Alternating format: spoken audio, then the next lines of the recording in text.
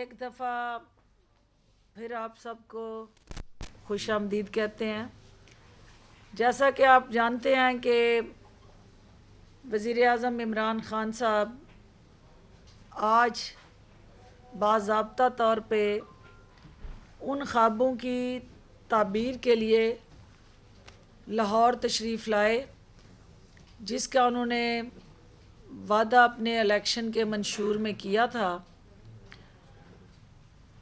Affordable housing scheme, नया Pakistan housing scheme एक ऐसा अवामी एहसास और दर्द के साथ जुड़ा इनिशिएटिव है जो हर उस शख्स को जिसके पास छत दस्तयाब नहीं, वज़ीर आज़म की कमिटमेंट और पाकिस्तान तहरीक इंसाफ की क़यादत की जो एक सोच थी, वज़ीर आला उस्मान बुज़दार की क़यादत में आज पंजाब में वो ट्रांसफॉर्म हुई है इनटू रियलिटी। आज वज़ीर आज़म इमरान ख़ान साहब की क़यादत में बैक वक्त बशमूल लाहौर 10 तहसीलों के अंदर इस मंसूबे का बाज़ाब्ता आगाज़ किया गया, जिसके तहत 3.5 मरले के जो घर हैं उनकी तामीर हुकूमत करके उन कम आमदनी वाले मस्तवस्त तबके को मुहैया करेगी। इस घर की खसूसियत के हवाले से सबसे अहम चीज़ ये है कि इसकी माहाना किस्त जो है वो 10,000 है और तकरीबन ये 14 लाख की कीमत पे ये घर जो है वो साइलिन को और शहरियों को दस्तयाब होंगे। पंजाब बैंक समेत मुख्तलिफ दीगर बैंक जो हैं वो कर्ज़ों की फराहमी को यकीनी बनाएंगे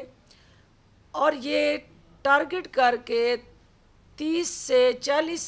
हज़ार वाली कम आमदनी वाले आमदन रखने वाले जो शहरी हैं उनके लिए ये स्लैब सेट की गई है और मैक्सिमम जो है वो 50,000 आमदन वाला जो है इसमें अप्लाई करने का अहल है। वज़ीर आला उस्मान बुज़दार ने और हुकूमत पंजाब ने तमाम जो फैसिलिटेशन है जगह की फराहमी से लेके ड्रेनेज, सीवरेज, वाटर सप्लाई और उसके साथ जुड़े जितने भी हुकूमत पंजाब की मद में होने वाले काम हैं उनको इस मंसूबे के अंदर सब्सिडाइज और मुफ्त जो है फराहमी को यकीनी बनाया। नेफ्डा जो है उसके प्लेटफार्म से वफाकी हुकूमत ने इन घरों में 3 लाख फ़ी घर के हिसाब से सब्सिडी दी है और ये 1 साल से कम मुद्दत के अरसे में ये घर जो हैं पहले फ़ेज़ में इमीडिएटली आज जिनका इफ्तिताह हुआ है वो 10,000 घर जो हैं फिलफौर जो है उन कम आमदनी वाले हमारे जो शहरी हैं जिनका साहिबान नहीं था, हुकूमत ने उनका साहिबान फ़राहम करने का फ़ैसला किया है। इसके अलावा आज वज़ीर आज़म ने ओवरऑल पार्टी की सतह पे कुछ तरजीहात तय की हैं। वज़ीर आला पंजाब से उनकी जो मीटिंग हुई है उसमें गवर्नेंस और परफॉर्मेंस दोनों को बारीक बीनी से देखा गया है। ख़ुसूसन रमज़ान बाज़ारों के अंदर आवाम की ज़रूरियात अशिया की फराहमी के साथ जुड़े हकूमती जो इनिशिएटिव हैं उनका जायज़ा लिया गया और वज़ीर आज़म ने ये हदायत दी हैं कि आवाम को बुनियादी ज़रूरियात अशिया बर वक्त और सस्ते दामों फराहम करने के लिए किसी किस्म की कोई कोताही बर्दाश्त नहीं की जाएगी और रमज़ान बाज़ारों के अंदर जो हुकूमती गाइडलाइंस हैं, जो SOPs हैं, उनको हर हाल में इंश्योर किया जाए और कोरोना के बढ़ते हुए फैलाव को रोकने के हवाले से वज़ीर आला पंजाब उस्मान बुज़दार साहब ने अपनी हुकूमती तरजीहात जो हैं वो वज़ीर आज़म के सामने रखी हैं और जो 8 तारीख से ऑनवर्ड छुट्टियां और फिर उसको लॉकडाउन के साथ जोड़ते हुए SOPs को हर हाल में इंश्योर करने का जो हुकूमती अज़म है उसको दोहराया गया है और वज़ीर आज़म ने तमाम मुतल्लिका महकमों को यक ज़बान यकजा हम आहंग हो के आवाम को रिलीफ और उसके साथ जुड़ी जो महंगाई से नबर्द आजमान होने की स्ट्रेटजी है, उसको पार्टी की सतह पे मुआवनत और सहूलतकारी के लिए पार्टी की जिम्मेदारियां लगाई हैं। चौधरी साहब, हमारे भाई सैफुल्लाह नियाज़ी साहब और कियानी साहब ने आज वज़ीर आज़म से मुलाकात की है और कर्नल मिनहाज साहब भी उस मीटिंग में मौजूद थे जो पार्टी को रिप्रेजेंट करते हैं सीएम सेक्रेटेरिएट में। मैं चौधरी एजाज साहब से गुजारिश करूंगी कि पार्टी को किस तरह यकजा करके हुकूमती पॉलिसीज़ का हिस्सा बना के आवाम को रिलीफ देने की जो वज़ीर आज़म ने आज स्ट्रेटजी पार्टी के सामने रखी है, वो ख़ुद आपको बताएंगे कि वो डिस्ट्रिक्ट कमेटीज़, कोऑर्डिनेशन कमेटीज़, उनका क्या रोल होगा। जो ओवरऑल हमारी अब तक की पार्टी की एक वर्कर जो हमारा है, क्योंकि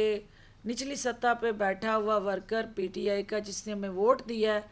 वो उसके जायज़ हकूक़ और उसकी तवक्कुआत जो हैं उसको हर हाल में पूरा करने के लिए वज़ीर आज़म की स्ट्रेटजी वो आपके सामने रखें और पार्टी की तरजीहात जो है वो मीडिया से शेयर करें। चौधरी एजाज साहब। बिस्मिल्लाहिर्रहमानिर्रहीम। मैं आपकी वसातत से 3 बातें पाकिस्तान के अवाम तक पहुंचाना चाहता हूं, जिसमें पहली बात यह है कि हर इंसान का एक ख्वाब होता है कि उसका एक अपना घर हो, और इमरान ख़ान का ये ख्वाब है कि पाकिस्तान के जो यानी निचला तबका है, गरीब लोग हैं, उनका भी अपना घर हो। चुनाचे यानी 2 तरह से इसके ऊपर अमल दरामद हो रहा है। एक तो वो है कि जो सूबाई हुकूमत घर बना के तो दे रही है, दूसरा वो है कि जो नया पाकिस्तान हाउसिंग अथॉरिटी के तहत काम हो रहा है उसके अंदर यानी इस वक्त तक एक मोहतात अंदाजे के मुताबिक 52 अरब रुपए की दरख्वास्तें बैंक को चली गई हैं, जो लोग उससे यानी वो सॉफ्ट लोन, आसान शराइत के लोन हासिल करना चाहते हैं, और उसमें से 16 अरब रुपए की सेंक्शन हो चुकी हैं। चुनाचे आपको अंदाज़ा करें कि जिस मुल्क के अंदर ये जो घरों की फाइनेंसिंग थी वो 4% थी, वो अब बढ़ के 34 और 35% तक होने जा रही है। और इसके नतीजे में जो एक मईशत का पहिया चलेगा, आप उसका अंदाज़ा लगा सकते हैं कि यानी वो ख्वाब वाली कैफियत के जो 50 लाख घर की है, मैं ये अर्ज़ करता हूँ कि अगर आइंदा आने वाले 100 साल के अंदर अगर 5 लाख घर भी बन जाते हैं तो इंशाअल्लाह उल अज़ीज़ यानी हज़ारों अरब रुपए की मईशत जो है उसका एक चलन होगा। पहली बात तो ये है, और आम और गरीब आदमी के लिए ये मौका है कि वो अपने लिए घर बना सके। दूसरी बात जो मैं अर्ज़ करना चाहता हूँ, मेरी हमेशा से ये ख्वाहिश रही है कि हुकूमत और हुकूमत वाली सियासी जमात ये मिलकर काम करें और अवाम और हुकूमत के दरमियान एक पुल का किरदार अदा करें। मैं ये समझता हूँ कि आज की नशस्त जो जनाब वज़ीर आज़म की मौजूदगी में हुई, जिसमें वज़ीर आला भी तशरीफ़ फरमा थे और पार्टी के चीफ़ ऑर्गेनाइज़र, सेक्रेटरी जनरल, और मैं भी वहाँ पे मौजूद था, यानी हम ये कोशिश करने जा रहे हैं कि अवाम की तरफ से जो आरा और जो मुश्किलात दरपेश हैं हुकूमत तक उन्हें पहुँचाया जाए। नंबर 1, वो पुल का किरदार अदा किया जाए। दूसरा, जो सहूलत एक कारकुन की हैसियत से, जिसकी अपनी हुकूमत है, पाकिस्तान तहरीक इंसाफ का ज़िले का, तहसील का ओहदेदार और कारकुन, इनके दरमियान एक उसका एक निज़ाम बाकायदा बनाया गया है, और इंशाअल्लाह ताला अगले 2 से 3 हफ्तों के अंदर वो निज़ाम रूबकार आएगा और एक यानी राब्ते का और आम आदमी की बात हुकूमत तक पहुँचाने का ज़रिया बनेगा, और उनके मसाइल को हल करने के लिए कारकुन की जो सियासी कारकुन की असल हैसियत होती है उसको बरकरार किया जाएगा। तीसरी बात कर लेने दें, चलिए बस ठीक, तीसरा पॉइंट आप कर लें। तीसरी गुजारिश मैं आपको ये अर्ज़ करना चाहता हूँ कि 8 से 16 तक जो पाबंदी है वो हमारे मफाद के अंदर है, यानी कौम के इज्तमाई मफाद के अंदर है, और उसमें जो मुख्तलिफ़ आवाज़ें मैं सुनता हूँ जो उसके बरक्स हमारे मुख्तलिफ़ दोस्त निकाल रहे हैं, मैं उनसे अर्ज़ करता हूँ कि हुकूमत का कोई मफाद नहीं है कि वो आम आदमी की ज़िंदगी को इंटरप्ट करे। ये सारा का सारा यानी अवामी मफाद के अंदर है कि जो कोविड की एक लहर है उसको हम एक दफ़ा ब्लॉक कर दें, 100% ब्लॉक करने की कोशिश है ताकि साइकिल ब्रेक हो सके। चुनाचे ये एहतियात मलूज़ ख़ातर रखना, मास्क पहनना, फासला रखना, सैनिटाइज़र और साबुन का इस्तेमाल हाथ धोने के लिए करना, ये चीज़ें हैं जो हमें एहतियात करनी चाहिए। अगर अगले 10 से 15 दिन, जैसा कि आपको मालूम है कि डॉक्टर यास्मीन राशिद ने ये कहा है कि 10 से 15 दिन अगर हम मोहतात हो जाते हैं तो इंशाअल्लाह ताला ये वबा जो है इसको कंट्रोल करने में बहुत मदद मिलेगी। डॉक्टर साहब, आपका बयान तो ये है कि बहुत काम हो रहा है, अरबों रुपये के प्रोजेक्ट्स हैं और दिन रात आप अवामी खिदमत में मसरूफ़ हैं। ज़िमनी इलेक्शन के नताइज बता रहे हैं कि अवाम आप पे अदम एतमाद कर रहे हैं, इसकी क्या वजह है? पहली बात तो ये है कि पीएम ने आज इस हवाले से कोई बात भी की है सीएम के साथ, जो इलेक्शन रिजल्ट्स आए हैं? यकीनन पॉलिटिकल लीडरशिप बैठी थी तो पॉलिटिकल डिस्कशन तो होती है, और इलेक्शंस के जो रिज़ल्ट्स हैं अल्टीमेटली ये पैरामीटर्स हैं ओवरऑल एक अवामी नुमाइंदगी के साथ जुड़ा जो एक प्रोसेस है जमहूरी। लेकिन देखना ये है कि क्या वो सीट इससे पहले भी नून लीग के पास थी और नून लीग का गढ़ था, और नून लीग का उस हवाले से एक जो बयानिया था उसकी जीत नहीं हुई। वो जो उनके बाकियात के साथ जुड़े निचली सतह तक मफाद परस्त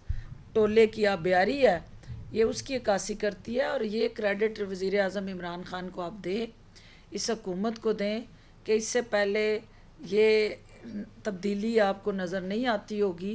कि जिसमें हुकूमत वक्त हो, वसाइल हों, फ़ंड्स हों, हर तरह की अथॉरिटी हो, लेकिन इसके बावजूद जो है वो लोगों को आज़ादाना हक दस्तयाब हो कि वो अपनी मर्ज़ी से वोट डालें। और चूँकि अभी नस्ल दर नस्ल जो ग़ुलामी है उसके तौक तोड़ने में और लोगों की हकीकी आज़ादी के ऐलान में कुछ टाइम लगेगा, और जो कई दहाइयों पर मुश्तमिल एक शाही ख़ानदान का एक